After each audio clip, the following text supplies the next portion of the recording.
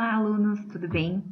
Eu sei que muitos ainda não me conhecem, mas nós vamos iniciar nosso relacionamento, vamos dizer assim, através de videoaulas, devido a esse trabalho à distância que estamos realizando.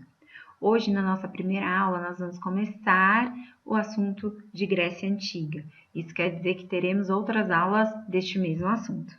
Hoje, o intuito é conversar com vocês sobre o território grego, qual a influência desse território para a formação da civilização grega, como que se deu o início dessa formação através da ilha de Creta e dois conceitos que são importantes para a gente estudar a Grécia Antiga. Vamos lá?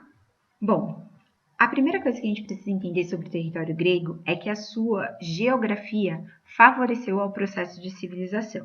Isso porque, na parte norte do território, nós temos uma cadeia montanhosa conhecida e chamada de Balcãs. Esses Balcãs, eles faziam como que uma proteção natural para o território. E, em contrapartida, na parte sul do território, nós temos planícies férteis. Então, toda essa parte verdinha no mapa significa planície, isto é, um terreno plano, e por ser um terreno plano e fértil, muito propício e favorável para a prática da agricultura. Outra questão é que todo o território grego ele é banhado por mares. E esses 3 mares são de fácil navegação e favorecem ao comércio marítimo. Então, nós temos o Mar Jônico, o Mar Egeu e o Mar Mediterrâneo. Os 3 sempre muito utilizados. E por muito tempo, o Mar Egeu foi primordial para o processo de expansão e de algumas conquistas territoriais que o povo grego fez. Bom, por que e como tudo isso auxiliou na formação das cidades da Grécia Antiga? Nós temos que pensar que naquele período, qualquer forma, qualquer contribuição da natureza era relevante para se ter proteção.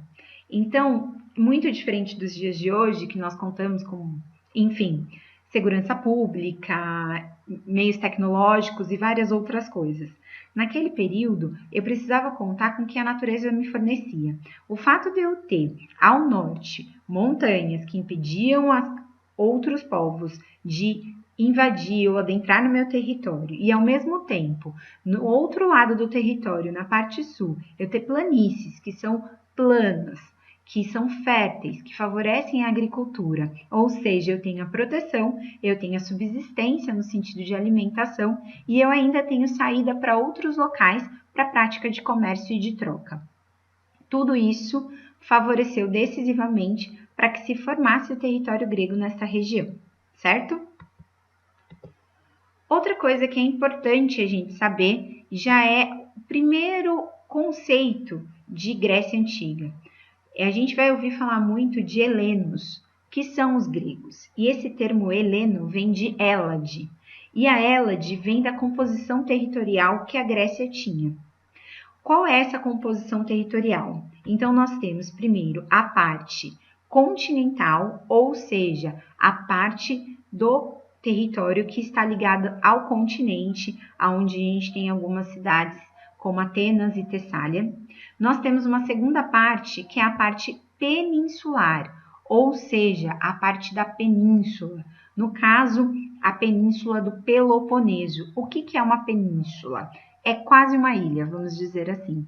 Ela é banhada e cercada por mar, por oceano, enfim, por todos os seus lados, mas ela tem um fiozinho de terra que liga ao continente.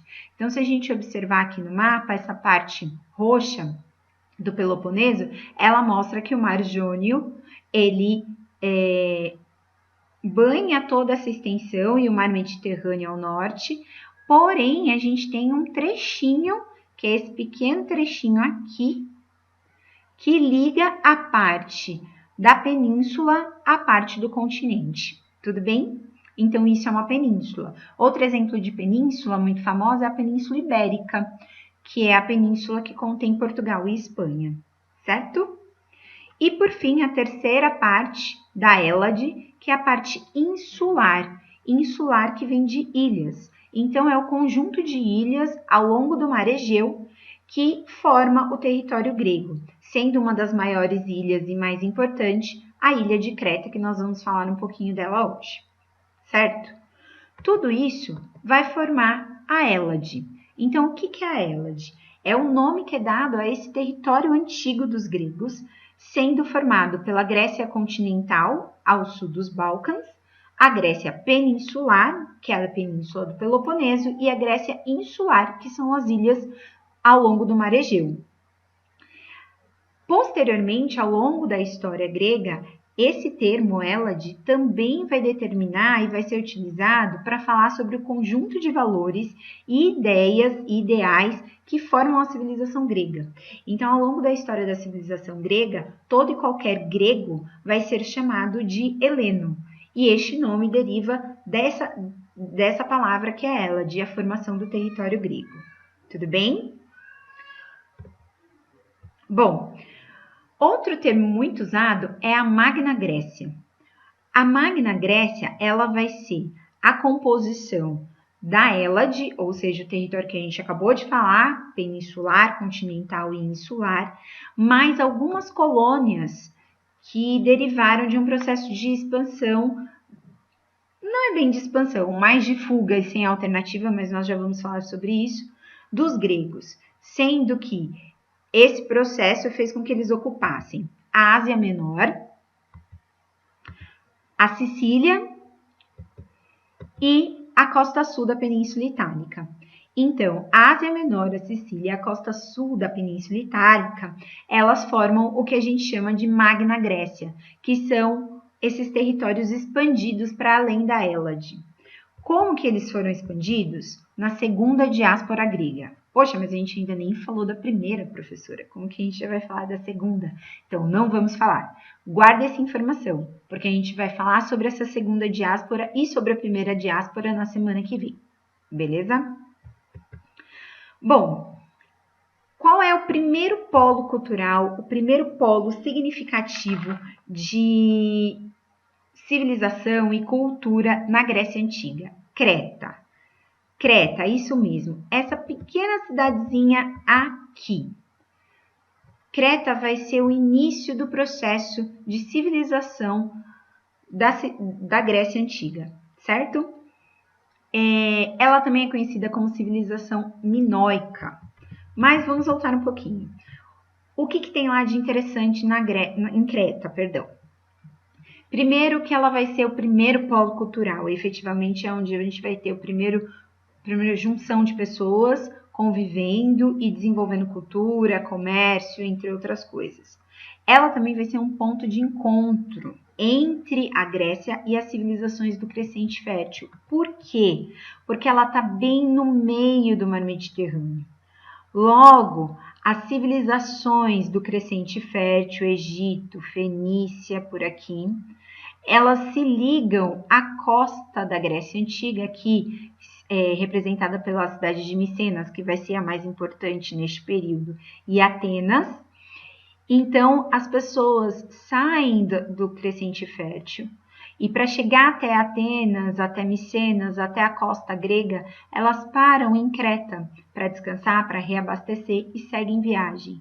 Da mesma maneira fazem os gregos, passando por Creta antes. Então, ela acaba sendo um entreposto comercial, que a gente chama, que é um meio do caminho entre uma civilização, uma localização e outra. A cidade mais importante é Knossos.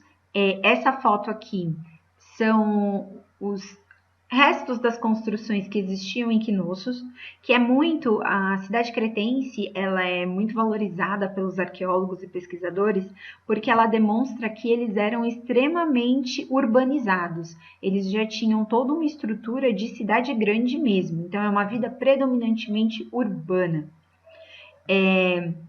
Dentre elas, a cidade mais importante era Knossos. Como era a forma de política, de governo de Creta? Thalassocria. O que é isso? Um império marítimo comercial. Justamente devido a essa localização geográfica e devido às principais práticas econômicas que eles exerciam, que era através do mar, até porque era uma ilha, fez com que ela tivesse como principal forma de economia e, consequentemente, com as ações governamentais e políticas todas voltadas para um comércio marítimo, certo? Bom, mas como que isso vai acabar? É isso que a gente vai entender a partir da semana que vem, a partir da próxima aula.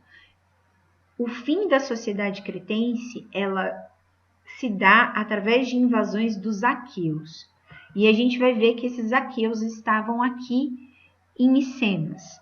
Mas a gente vai ver também que os aqueus não só invadiram Creta, como eles foram conquistando diversas cidades ao longo de toda a Hélade e até além do Mar Egeu, em Troia. Tem um filme que a gente vai ver uns trechos que fala sobre isso, que é justamente Troia, que fala sobre a guerra de Troia. Helena de Troia, enfim, o príncipe Príamo, entre outros personagens, Aquiles, entre outros, que nós vamos falar na próxima aula. Tudo bem? Então, a civilização cretense é também conhecida como civilização minoica. E essa civilização minoica teve todo o seu desenvolvimento nessa ilhazinha aqui, no meio do mar Mediterrâneo, na parte insular da Grécia Antiga. É a partir daí que a gente vai começar a falar sobre os períodos que existiram na Grécia Antiga e sobre a forma de organização, a forma de cultura que eles tinham por lá. Espero que vocês tenham entendido tudinho e qualquer dúvida vai deixando nos comentários da postagem desta aula, tá bom? Obrigada, gente. Beijos.